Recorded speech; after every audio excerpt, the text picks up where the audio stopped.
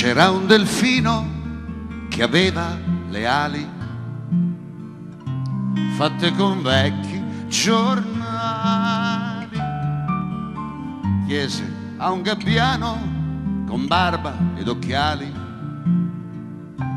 come poteva volare. Il vecchio uccello planò tra le pinne, poi visitò la sua pelle e lesse una storia tra un canto e un'attesa di come nacque una rosa. In un giardino che il tempo ignorò c'era una sposa che amava il suo re, ma un bel giorno venne odio, il viso mostrò, lei se ne innamorò.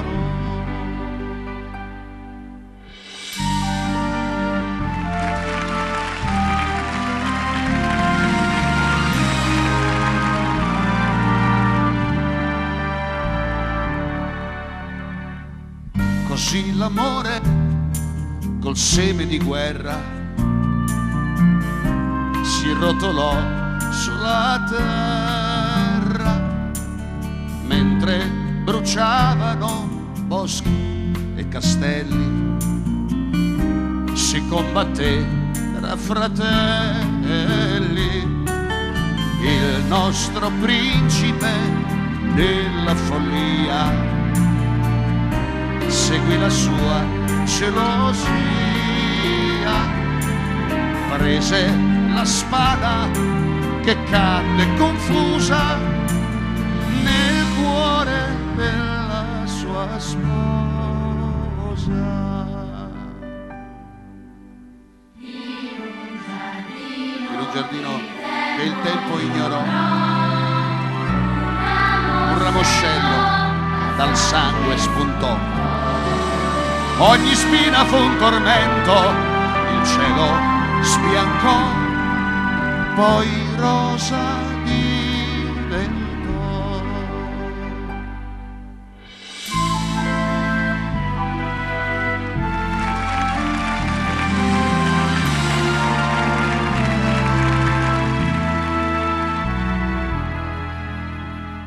Prima che l'uomo distrugga ogni cosa, devo trovare la rosa, disse il delfino al gabbiano tremante. Fammi volare all'istante, devo portarla ai signori del mondo. Lei canterà il suo racconto